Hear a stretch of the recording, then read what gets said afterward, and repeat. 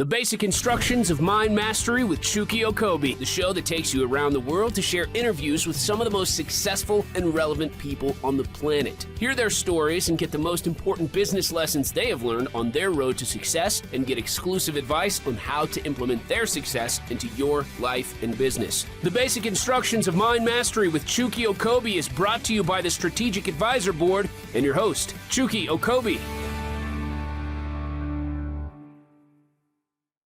Aloha, everyone. And I got to tell you right now, I'm feeling a little bit starstruck. I mean, there's a saying that you should never meet your heroes, but meeting this guy, for me, is proving that theory just totally wrong, because meeting him has been a blessing and an honor.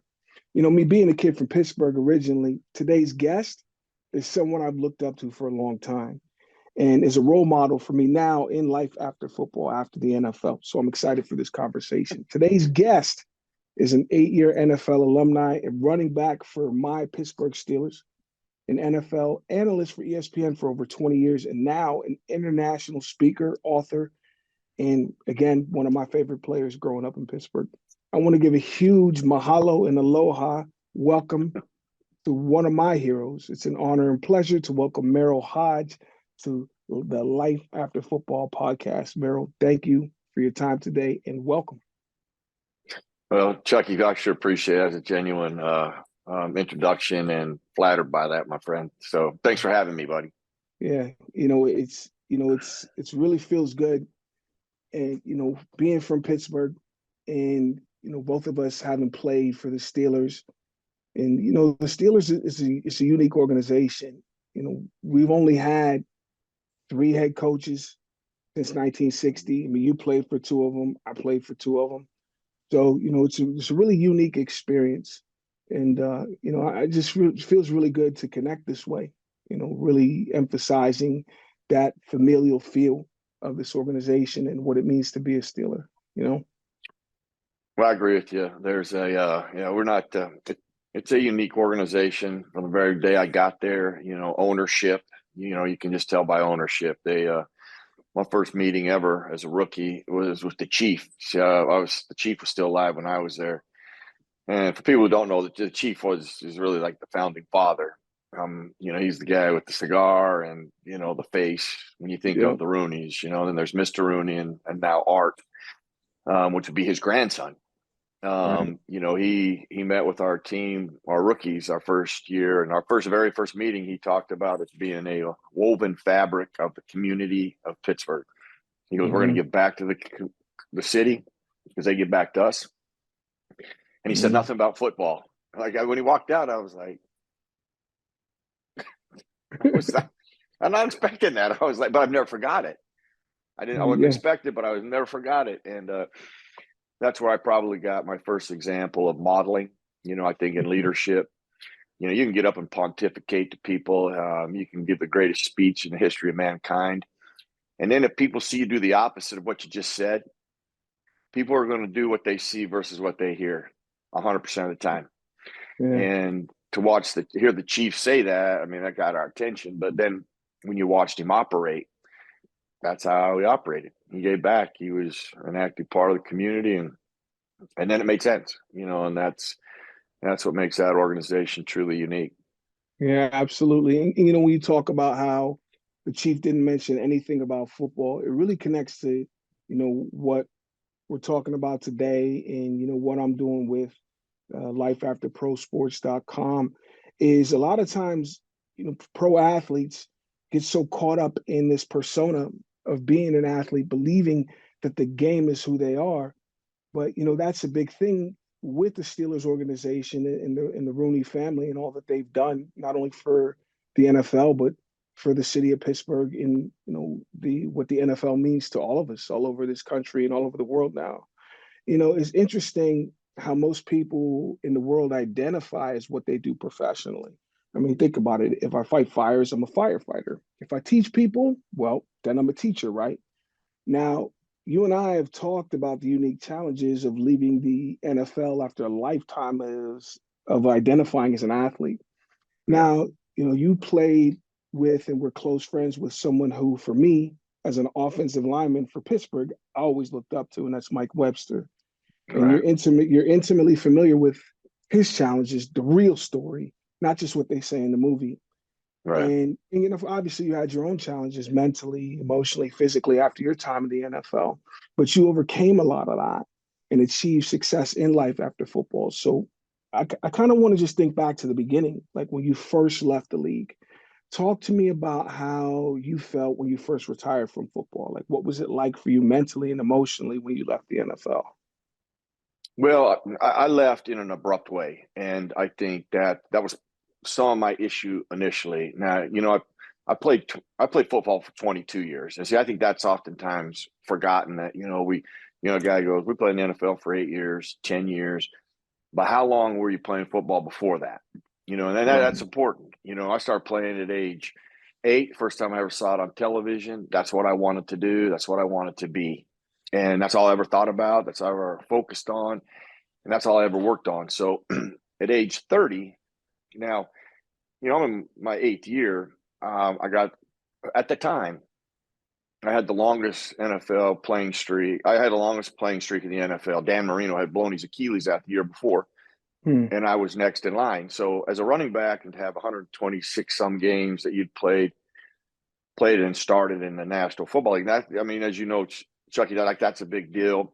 That's not that's like something that I've always was proud of, because everybody respected that. It's not a bragging thing. It's just like, you know, and I know that every player, they respect that, because that's not easy to do. And that's kind of one of those universal respect things that I was proud of. And the reason for saying that is, like, I was really in control of my career. I was a starter in the National Football League. I just signed a new deal with the Chicago Bears. It was when free agency was in its second year. I ended up going to Chicago, and I signed what would be considered a big deal back then. It's like gas money today, but it was a big deal. It's a big deal. You know, well, here's a perspective.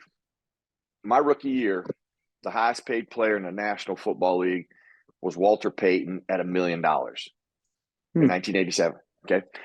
I go in 1994 and I sign a 3-year, $4 million deal for the Chicago Bears. Okay. And it's like, you know, like 8 years later, you know, a time span. So just think of, when I went there, I always thought, okay, if I got a 3-year, $4 million deal, what would Walter Payton get? I always used to think that. I go, what would Walter Payton get right now? So putting it in a perspective, but, and I had never missed a game. I had never missed practice. I was really like, you know, I felt I was in control. I was going to play these 3 years out. That had to put me, you know, into 11 years. And I made a commitment to myself. I would never jeopardize my long-term health for a check or a Sunday. I made that commitment to myself a long time ago. And what ends up happening to me, you know, people will say a concussion ended my career, and that's actually incorrect. If that was the case, I would never play again after the Monday night game. It was actually, and this is the biggest problem with head trauma, it's not the actual head trauma, because if head trauma was the biggest issue, then we would shut down homes. Like, we wouldn't let you live in your home, because the leading cause of head trauma is tripping and falling. Most dangerous environment's your home. So we wouldn't allow you to go into a shower or live in your house, because that's probably where you're going to have some type of head trauma, and you're probably going to have no care, or you're probably going to have not proper protocols. What you end up doing is you run to the emergency room, you know, where all they're going to do is make sure you're not dead and send you to a specialist to get care. So that what that does is it comes down to care. I had bad care with the Chicago Bears. You know, I didn't have what was going on in Pittsburgh at that time. I was the first group of players to ever do cognitive testing that the Steelers established and brought into this league. The Bears weren't even doing that. They didn't even have a neurologist on staff. I never saw a neurologist. I didn't even, the doctor who saw me at the Monday night game in Kansas City was the family practitioner. And he's the same guy who cleared me to return to play 5 days later. And keep in mind, when this first happened, I didn't know where I was or who I was for some 12 to 14 hours later. And the most important signs of severity for head trauma are cognitive recall, which I just explained. For 12 hours, I couldn't tell you who I was or where I was. Okay, that's bad. That's about as bad as you can get. And stability, the ability to move, and my mobility wasn't very good. So I had about as bad about it. The symptoms were about as bad as you could possibly have. Losing consciousness is not a sign of severity. It's just a symptom. Mm-hmm. But I get cleared over the phone to return to play 5 days later. Now, the reason I share that is because improper care ends up ending my career. I sustained another similar blow in the Buffalo game in Chicago, and I actually went into cardiac arrest in the locker room. You know, they took me to the locker room, and because I went into cardiac arrest in the locker room, like the things that we saw last year from the Tua and the Buffalo Cincinnati game, like that actually happened, but it happened in the locker room where there was no cameras. So, you know, nobody got to see that. I was in intensive care for days. When I eventually emerged out of that, what they ended up doing is retiring me. At that time, they're just like, you can't risk playing again. I wasn't fighting it. I wasn't cognitively aware enough to fight it. Right. But so my career ends abruptly and somewhat tragically. And I am left with nothing in the middle of the season. And it's, you know, and I get worse and worse as the season goes on. You know, I don't go to practice. There's no reason for me to go to practice. They're sending me to counseling. And counseling's not helping. In fact, I feel when I leave there, I can't wait to leave there, and I hate to go there. And that's not helping me. I'm getting worse. And it was really, I'm going to fast forward. This doesn't mean it all ended right there. It actually all began right there. Right. It was probably one of my darkest days. I tell you, the person I actually refer to her many times. My daughter was about 2 years old. And this just puts a perspective of how bad I was. She would sit in her bottle. She'd be drinking her bottle, and she'd be in her little chair that fit her. And we watched Barney together. Those that remember Barney, okay? Right. We watched Barney, and I liked it. Okay, that tells you how bad I was. And I watched Barney, and I enjoyed Barney. I was sitting there watching Barney, and I'm having a good time watching Barney. So that tells you what state I'm in. Yeah. And she was the one person that would check on me and was there for me. And she didn't talk or anything, but I could read to her. I had to start learn how to read again, so I'd read her book. She was patient with me. I needed a 2-year-old's patience as I reflect back on it, but it still doesn't. It still doesn't change me. I keep getting worse and worse because I have nothing. I have no hope. I have no purpose. I've just lost something I've done for 22 years in the middle of doing it for 22 years. Right. Like I never even, I was challenged. Well, Chuck Noll used to challenge everybody to football will not be your life's work. Right. Your life's work's going to be something else other than football. He'd say that all the time. I remember the first time I ever heard that, I walked out of the room going, "Well, what was that about?" I just got here. What's he talking about? Life's work. I'm like, hey, it is my life's work. Then I played one NFL game. And I'm like, "Ooh, I get what he's talking about. That your life's work could come a lot quicker. You know, if you don't have your stuff buttoned up and doing things right." But to fast forward, what ends up spiraling into some of the darkest moments, some of the most emptiness I have ever been, hopelessness that I've ever been, is laying on a couch. And I did that. I was doing that every day. I did nothing for myself. I was doing nothing, but I was in this toxic blender of pointing fingers, casting blame, and making excuses. And I had everything. I had every right to blame the doctor. I had every right to make excuses for why I was there. I mean, and the more I did that, the darker I got, and the worse it got. Right.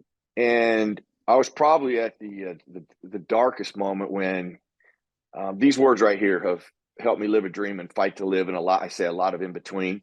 This would be one of those in between times. I'm laying on a couch. I'd actually just pulled my shirt up, going, I have never seen myself look so fat and disgusting. I mean, I'm just going, I'm getting worse and worse and worse as I go. Right. And it just, and Chukky, it just hit me. There was like, all I could envision is like, there was this little flicker of hope, this little flicker of light that was left in me. And that's when it hit me. It's on me. It's on me to get off the couch and do something about my circumstance. These words have always challenged me to take action, do something about your circumstance. Mm-hmm. And it was that day, it was that moment that I chose to do something about my circumstance. I shut the blender off. I stopped pointing fingers. I stopped casting blame, and I stopped making excuses. And I started to dig myself out. Now, the reason I say I started digging myself out, I didn't have that moment and then everything just worked out and everything was great. That's not how it is. But Mm-hmm. it was a start that was required by me. Then I returned a call. I had all kinds of people calling me, people reaching out to me.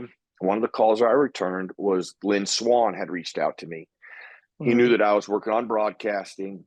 I'd been doing that as my life's work, what I was thinking about doing next. However, I was not ready to do it at that time, as you might guess. That was not, that's part of my anger and my frustration. This is not when I planned on doing it. I was going to do that 3 years from now.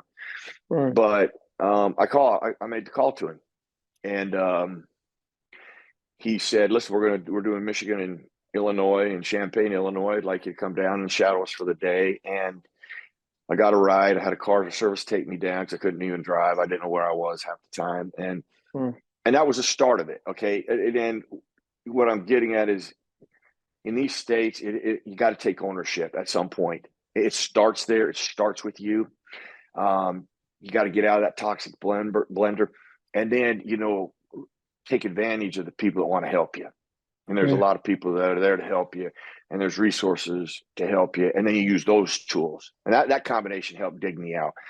But it wasn't really. I didn't really have like complete peace for about 5 years. And keep in mind, I was working at ESPN at the time, and I was working with the Steelers, and I had started my life's work. But it took about 5 years to get, peace and clarity of my life's work and where I was and what I had just lost, in a rude manner, and in an unlikely manner, because, most of the time, most players get cut, they don't get to end on their terms, but it's usually not in the middle of a season. And then you're left with these wounds you think you can't recover from. And with the head trauma that I'd had, that combination of stuff just elevated it. And when I share these stories, I try to tell people, listen, you can't be an expert in this field if you read it, saw it, or somebody told you about it. The only way you can be an expert is you had to have lived it. You have to know what it's truly like to be empty, laying on a couch, and have no hope. Okay, you can't read that. You can't read that and understand that. It is impossible to really understand that. So, that's where I've tried to help people, and sometimes that catches people off guard when I say, listen, it starts with you. You just got to take ownership of where you are.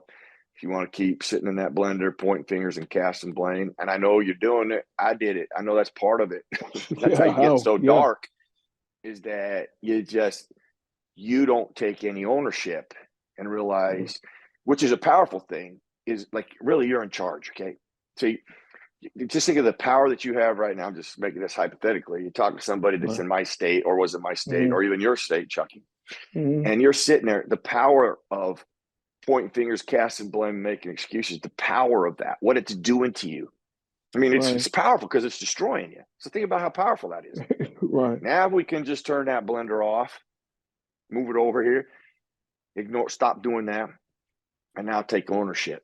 Start creating a plan and architect a way to dig ourselves out and move forward in a different path, even though it may be not the path we chose at that time, but it's been presented to us. And now we start digging and paving a road, one day at a time, one thing at a time.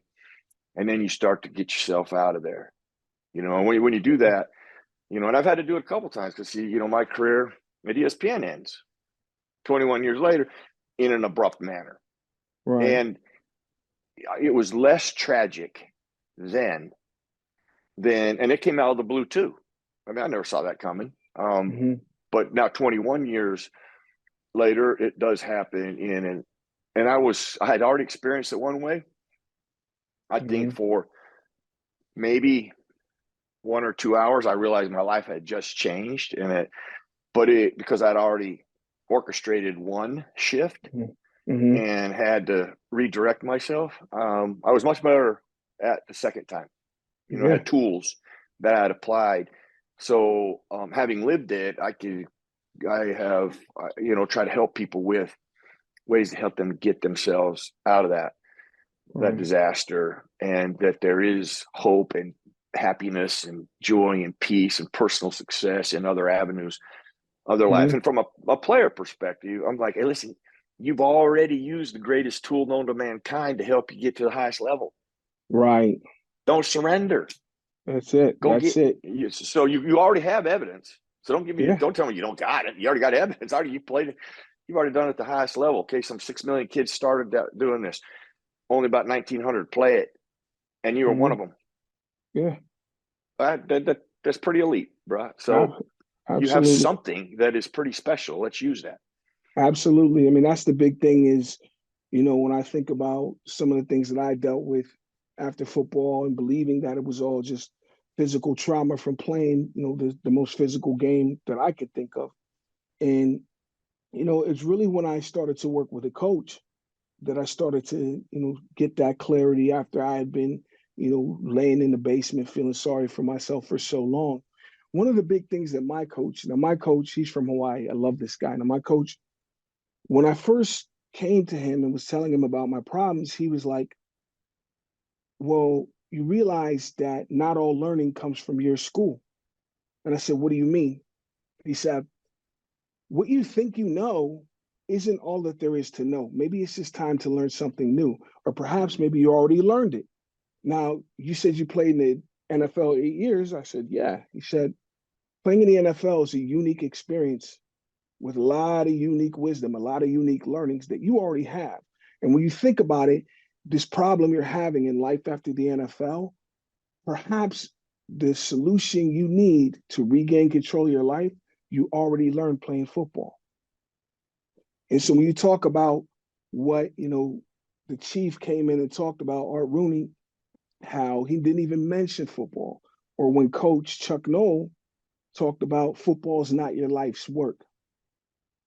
Those were the learnings that, I'm presupposing, later in life when you were done after the Bears and, going through that 5-year period, I imagine those things came back to mind and it started to make a lot more sense.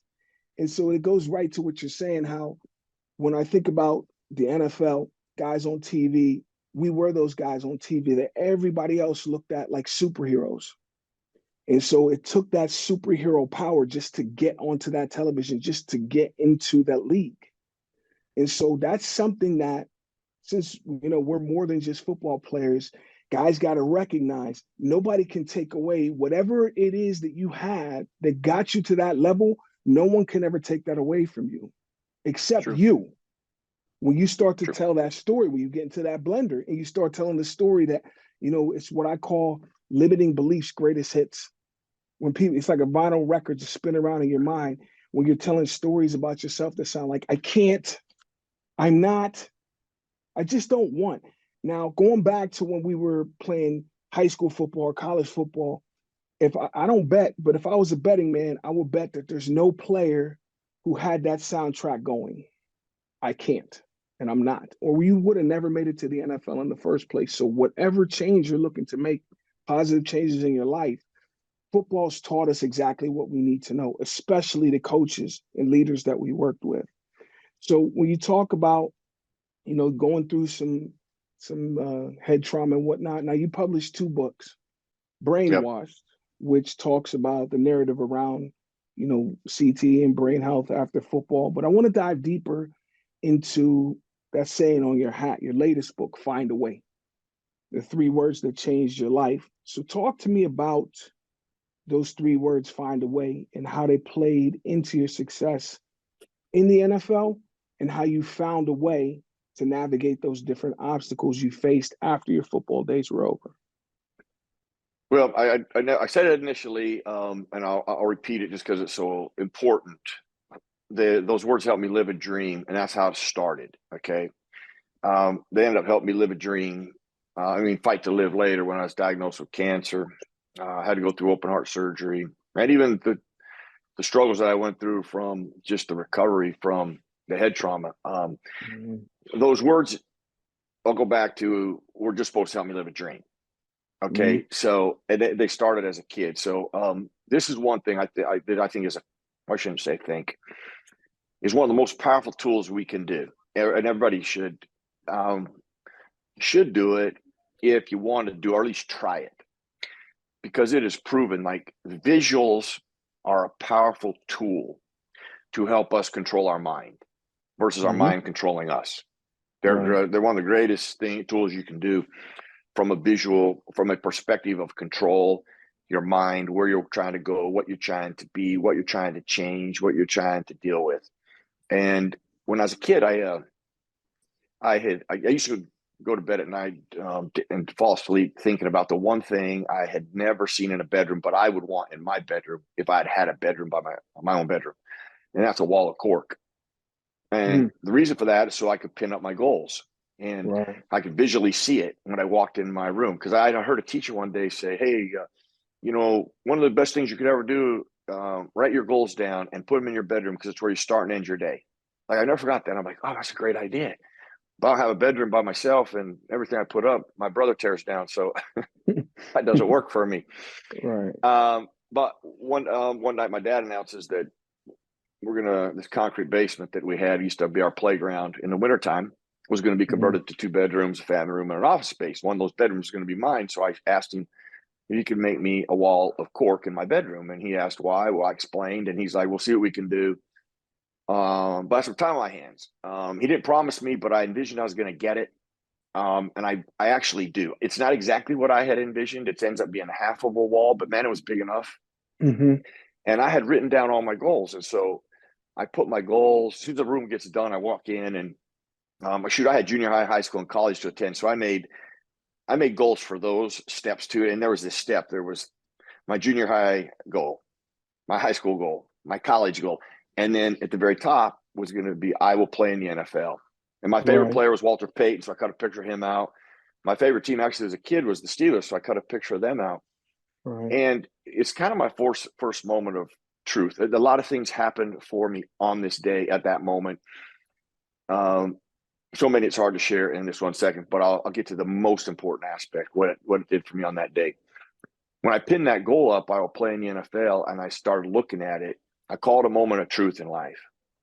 I'm looking at it, and I'm revisiting all the things that had ever been said to me. When people go, hey, what are you going to do when you grow up? I go, I'm going to play in the National Football League. Oh, you know how hard that is? Do you know what the odds you playing in the NFL are, Merril? Oh, son, don't put all your eggs in a basket. We wouldn't want you to be disappointed, or it was impossible. And it's probably why I see things through a child's eyes more than most adults, because the people who were supposed to encourage me were the first ones to discourage me. But it speaks to my first experience at resiliency. Even though that's all I'd ever heard. I never heard one time, oh my gosh, you can do that. You can do that. If you do this, you're going to do that. I never heard that. But when I'm sitting there looking at that goal, I'm thinking about all those things.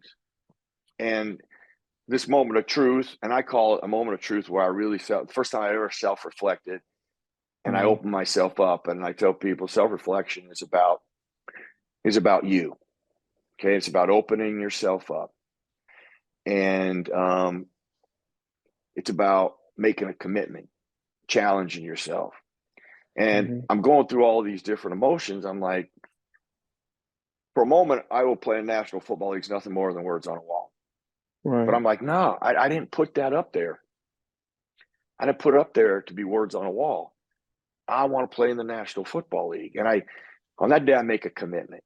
In the process of that, making that commitment, these words find a way, pop into my head. Like, even though I didn't know what I was going to do or how I was going to do it, man, those words, like, they moved me. And so I got down, had extra cards. So I wrote down the words find a way, and I put that on top of the wall with those goals. So here's what it did for me on that day. The thing that inspired on that day is me to do something about my circumstance, take action. Just like laying on a couch in that awful blender. Eventually it came back to me, got to do something, Merril. Got to do something. I don't know what it is, but you got to do something. Just like that day. I don't know how I'm going to do it. I don't know what I need to do, but I'm going to do something. I'm going to find out something. And Walter Payton was actually my favorite player. So I started my search with him. What does he do? I heard about all of these dirt hills he ran, but is there more he's doing? Is there things I can incorporate? So I started doing more research on what do players who are playing in the NFL doing? How are they doing it? How they get there? What are the things they did that I could apply to my life? Mm-hmm. And that's what these words did. When I got diagnosed with cancer, I've already talked about being dark. Mm-hmm. This was dark and empty. From all I could think about is chemotherapy and dying. And I go back to I'd already mentioned my daughter. My daughter's now 9, and she's the one who really changes my thought process and challenges me to find a way, because find a way has become a parenting tool. I say all this in between. It's been a parenting tool. Like my kids walk into my office, they're like, "Well, Dad, I got this." I go, "Oh, let's find a way." Okay. And then I try to get them to take ownership on if it's your goal, if it's your dream, what do you think you need to do it? I've always loved that from a kid perspective, because they come up with stuff I never would have. And what I discovered too is if people come up with a plan, they're more than likely to stick with it versus me give them a plan. Right. If they can be a part of the plan, they're like, "Oh, here's what I could do. Here's what I should do." Man, let's build on that. That's how I've always, from a parenting aspect and a leadership aspect, let's build on it, because that's your plan. And I like that plan. It's a good plan. Let's build on that. So these words have done so much for me. They've literally, on that day, they inspired action, but they did something more important. And I don't want to say more important, because every one of them are important. But on that day, I knew how to control my mind. I knew how how important visuals were. And then I also understood about how important self-reflection is when you challenge yourself, and you open yourself up and you take ownership of things, because that's when things change, when you do all of that. And when you say that, that doesn't mean it gets easy and it's going to be all right. It's just going to be, everything's going to work out okay. That's not what I'm saying. What I'm saying is you now have a shot for it to work out right. Wherever that work takes you, whatever that action takes you, it's going to take you in a lot better space than you're at. And you're going to have peace when you're done at the end of that journey, because you did the one thing that's the greatest gift any person can give to themselves. You did your part. Absolutely. That's all you can ask yourself. Do everything possible within the scope of understanding and information at that time. And wherever that leads you, have peace with that. But it's going to take you. And so many times I've been on a journey and I discovered something I never would have discovered had I not been on the journey. Right. I didn't reach the goal, but gosh dang it, had I not been on the goal, reached on the journey for the goal, I would never come across that. Yeah, so, absolutely. I really love that. I love that story about the cork wall, and really connecting to the importance of having visuals, because I can relate to that on a personal level. When I was in high school, I went to a boarding school, and where you're away from home, it's just you have there's no parents, just you and your roommate with like our little bachelor pad. My senior year, I made the decision to only have one decoration on the wall, and that was actually a poster of Rod Woodson, who was my favorite player on the Steelers at that time, one of your teammates. Wow. So I remember it said Lightning Rod, and it was just opposite my desk, and I could see it every day. And in my mind, I would always look at him and be like, that's what I want to do. Now I play offensive line, he plays defensive back. It's like polar opposites, but I didn't want to play like him. I just wanted to be great like him. And so that was always my focus. Through high school, I wasn't highly recruited. And it's funny how when you focus on where you want to go, you tend to find a way or discover a way along your journey. Or like, I believe it was Bob Proctor said, if you don't know where you're going, you'll probably end up somewhere else. And it's really interesting that the one scholarship offer I got coming out of high school was to Purdue University, which is where Rod went to school. Rod played, yeah. And then I got drafted by the Steelers, just like Rod. And so it's interesting when, the power of the mind, when you get that image of what you want to be doing, have going forward, it's funny how the mantra I came up with back in college is the mind commands, the body obeys. When you get that picture in your mind, all of your unconscious actions, all your emotions, all your focus tend to be in line with that visual. And before you know it, we learn, especially as professional athletes, professional football players, the people that make it to that superhero level, we are the dreamers of dreams. We're the ones that were able to take that picture off the wall and bring it into our real life. And with that ability, after football, even if you're feeling like you're in that dark place, you got to remember what you did, because that may be the seed of what you're going to do next. Use that same strategy in life now. Use that same strategy. I don't care if you're 30 years old, 40 years old, 50 years old. You have the power to bring dreams to life. And that's what it means to have played in this NFL, to play professional sports at this level. And so, think you talked about that second transition. And so like after 20 plus years as a football analyst and TV personality for ESPN, I mean, you're writing books, you're speaking. I know for me, I did a lot of different jobs, had a lot of different personas after football until I found a path that was right for me. So now we're here, it's 2023, going to 24. And I'm curious, where you're at now. Like, what would you say is your greater purpose now? And how does your experiences playing football play into this new role and this new path for Merril Hoge? Well, I already mentioned that, I've oftentimes had a goal, I'm heading for that goal, and then I get diverted. I discovered something on the journey that I have never discovered. I don't have been on the journey. So listen, I fell into broadcasting by doing my life's work, like Chuck Noll said. So every offseason, I try to do something in the offseason to explore. Like he said, he goes, you're going to have a platform that nobody else gets. He says, use it, don't abuse it. And partly what his discussion was too, when people give you an opportunity, they're going to give you an opportunity a lot of people won't get. Don't abuse it. Use that, explore it, be respectful of it, and you have a part. You do your part towards that relationship. And actually, that's how I stumbled into broadcasting. I was one of the first players, maybe the first player actually ever, to do a radio show. Think about this, in the 70s, none of them did radio shows. None of that existed back in the 70s and then in the early 80s. And so when I got drafted in 87, a station you might remember called B94. Oh, I know B94. Yeah. So B94, I was doing an autograph session and a remote, and they asked me if I would do a call in on Friday after practice, talk about the upcoming game.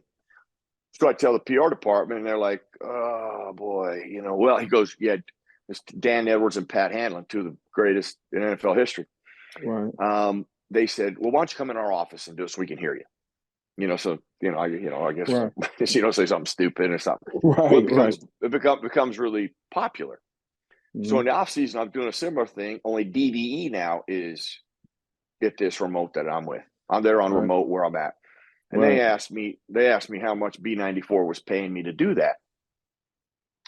And I'm dumb, not stupid. I sat and thought long enough about it, because they weren't paying me anything, by the way. Right. And so, so when they asked me, I'm like, oh man, how do I answer that one? And they go, what if we put a contract together for $10,000? Would you be interested in doing a show with us? Well, I'm like, of course. It's $10,000 more than I'm getting over there. I don't have a contract with them. I was just doing it to do it. And so part of their contract, though, there was one stipulation. I had to go into the studio on Monday after games on Sunday. The last thing any player wants to do is go to a radio show and go in the station. And I had to be there by 7:00 because I had to get from there down to the stadium. And our first meeting was at 8. Right. So now I got to get up even an hour earlier. And as a running back, after a Sunday, that's not you'll just hop out of bed and sprint there. Anyway. And I remember thinking, man, I don't want to do it. That's just not, that is not me. It's not me. I'm like, that's too much. Right. And then I start thinking about what Chuck said, use this stage, don't abuse it. They're giving me an opportunity, and I'm like, gosh dang it. Yeah, I better do it. That's just, nobody's getting this opportunity. It's never been done before. So I'm like, I'll do it. Right. So the first time I ever walked into the studio, I'd never been into a studio. I'd never seen a studio. I didn't know what to expect to walk into the studio. Right. They opened the door and I walked in. They just went to commercial break. And Chukky, like something grabbed me, like something just took over me. And then I'm like, I know what I want to do. Right. This is what I want to do. I'm in my second or third year. And so I worked on that. Like every producer crew that came in. When I went to Chicago, part of my Chicago deal was I did a CBS pre and post game show. I did a 2-hour radio show at Walter Payton's restaurant on a Monday night game. Well, so that became it. So I stumbled across my life's work, Right. Accidentally, but from counsel that I had, some wisdom that I had heard, and at least I was smart enough to listen to and obey it. And it led me to broadcasting, and those, so that's why, part of that was, so, how I got into speaking was sitting in a chemotherapy chair.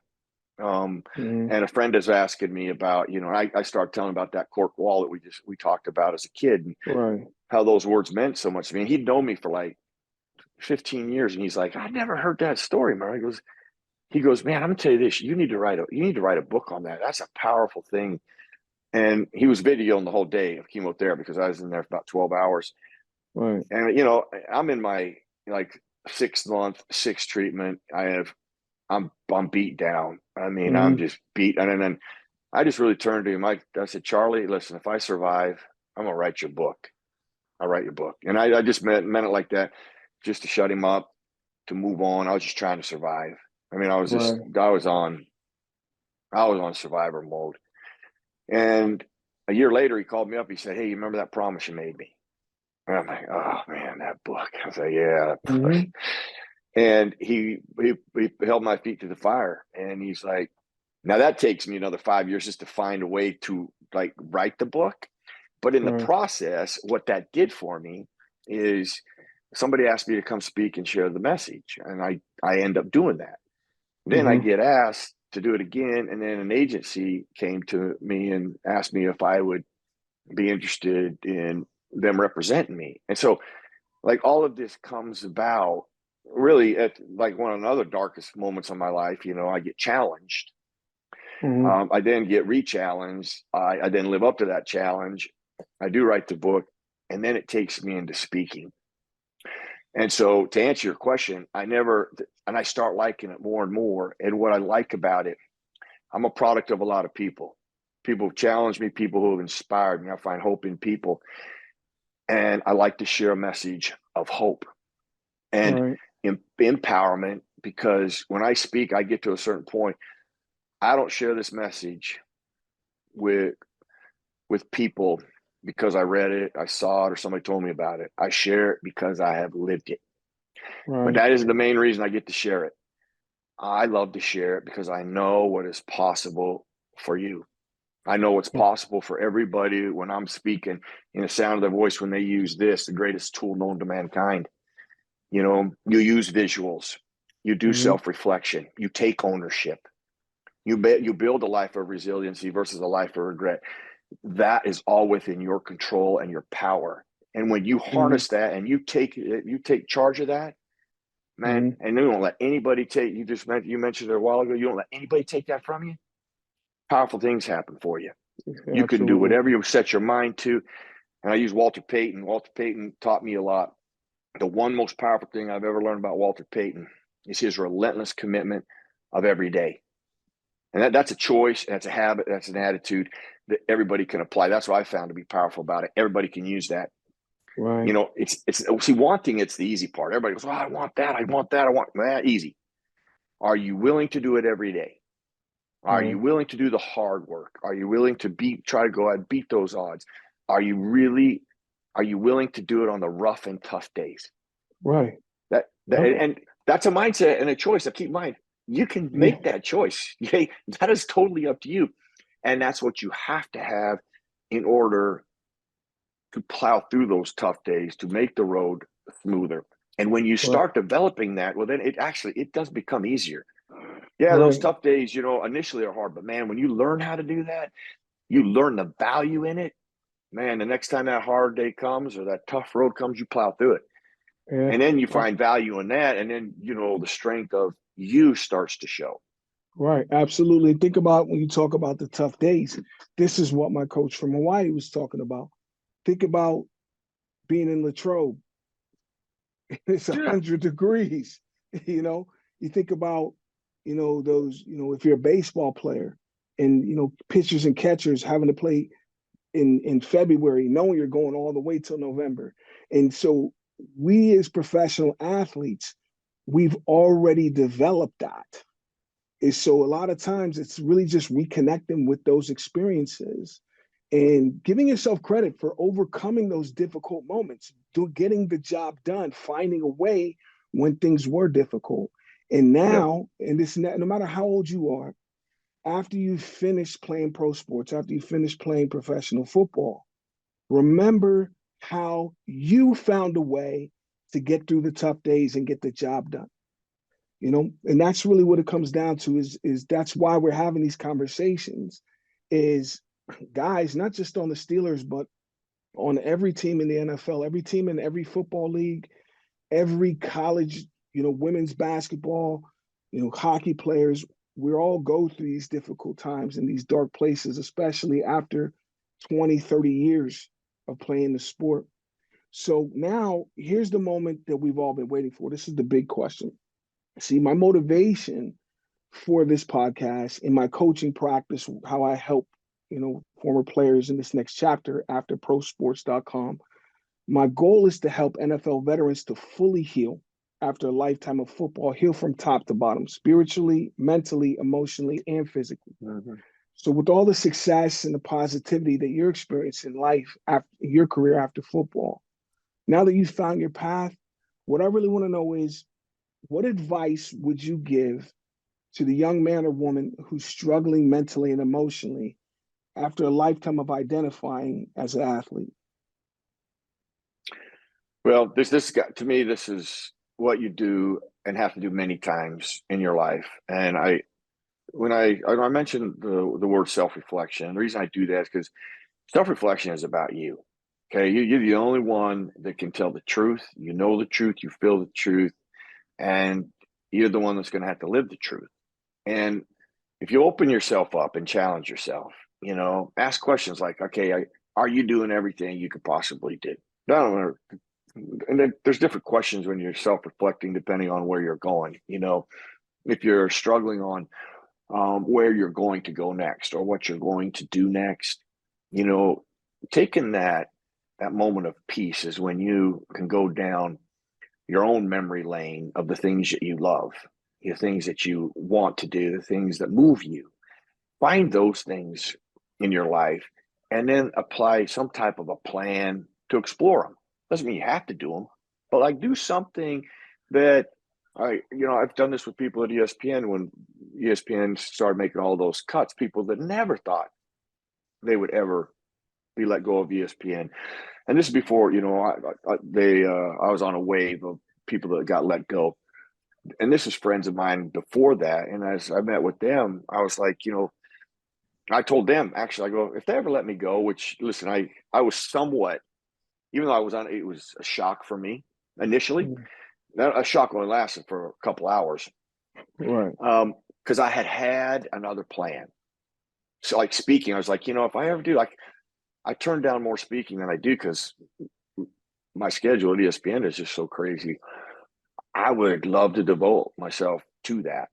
I go, so search for things that you love, that you like doing. And it doesn't even have, and if you can't come up with anything there, we'll pick something that sounds interesting to you, explore it a little bit, go on a journey with it. Doing something about your circumstance, I say that a lot when I speak, does enormous value for you. You might on the journey, we've already talked about this a couple different times, how, wow, I never would have discovered that had I not went here. Right. That might happen too. You might be just exploring just enough to come across something you just didn't see coming and find value in it. Take inventory of what you do love doing and what you would like to be, and think outside the box. And if you can't come up with something, then just pick something, and do something about that. And you'll learn about something. And here's what you'll learn. You're like, I definitely don't want to do that. I now know that I don't want to do that. Right. Or you might just say, wow, that's interesting. Or I discovered something that I wouldn't have. And that's why I say do something about your circumstance. So that gives you some ideas. Doesn't mean, because sometimes I get people go, well, I don't know. This is what I love. This is all I've ever done. I get that. Then just try to select something. My dad was an insurance agent. Okay, when I started doing this, when Chuck Knoll initially started doing this, I said I selected something all the time to try to explore. And my dad showed insurance, so I was like, I'll do insurance. I had some insurance relationships. Met with this guy. I'm trying to think of. Oh God, I can see the place where we met. I don't know if they're around anymore. It's not Eaton Park. Well, maybe it was Eaton Park. I can't remember. Anyway, it was a kind of place like that called Eaton Park. I met him at Eaton Park, and he walks in and he has all these books and he sits them down in front of me. Actually, my best friend was sitting there with me, and he's like, "Okay, here's your future." Okay, well, the second he sat those books down and said, "Here's your future," that wasn't my future. I wasn't going to read those books. I wasn't going to. That was not. I've never regretted. I've never thought twice about trying to go down insurance again. I took them. I looked at them. I'm like, this ain't me. But I had 100% certainty that wasn't me now. I didn't need to explore anymore. It doesn't mean you got to know. You're like, oh, that's what I'm going to do forever. You don't have to pick something that that's exactly where you're going to go. Sometimes you pick something just to see if you really are interested in it. And sometimes it's a confirmation. I know I don't want to do that. I'll never think about that again. So, doing those things have helped me, and how I have learned and discovered things that, I never would have. And I think anybody who watches this or hears this, they'll be fair enough to know this. They will not be disappointed if you're going to do nothing to help yourself. Don't be disappointed in the results. Exactly. I mean, anybody that's disappointed because they did nothing, and there's you got to do something, and so those things have helped me. I've learned a lot of things I know for sure I don't want to do, and I'm glad I explored some things because it took me places I never dreamt I'd go. Absolutely, yeah, and I mean, we exploring those things. Even if you're not sure if this is what you're going to do the rest of your life, you might find some aspect of that business that you do like, but there may be some things that don't really work for me. But I know this aspect, whatever I am going to do, I want to have some of this in this next thing. So there's always learnings to be preserved from all experiences, playing football, and even as you're exploring what to do next. So, it's really been a true pleasure and honor, having this discussion. And, my biggest hope is that the example that you set for all of us as NFL players, all of us as NFL alumni, is something that somebody who's sitting there on the couch, that's grieving the loss of their identity as a football player, and, maybe feeling lost or confused as to what they're going to do next. My hope is that they'll watch this and get off that couch and find a way. If they get nothing else out of this, maybe it will lead them to at least get up and start that search to find a way. So I just want to say thank you, or as my coach would say in Hawaiian, mahalo, which means I'm grateful. And I'm just really, really happy that I got to spend this time, that we got to connect. And I've learned a lot too. If you can overcome, all of these abrupt endings, dealing with the physical trauma, open heart surgery, cancer, for guys who just got cut and are still pissed off at their agent or their coach, I hope you listen to what Merril's talking about here, and the light bulb goes off and you realize I made it to the NFL, I could do anything. So anybody who's interested in learning more, make sure you check out the website afterprosports.com for more episodes, just like with Merril Hoge, and to learn more about the basic instructions of life after pro sports. Merril, thank you for your time. I appreciate it. And I'm looking forward to connecting again soon. Absolutely, Chuck. Thanks for doing this for people. It's going to help a lot of players, Chuck. Appreciate it, pal. All right. Aloha. See you, pal.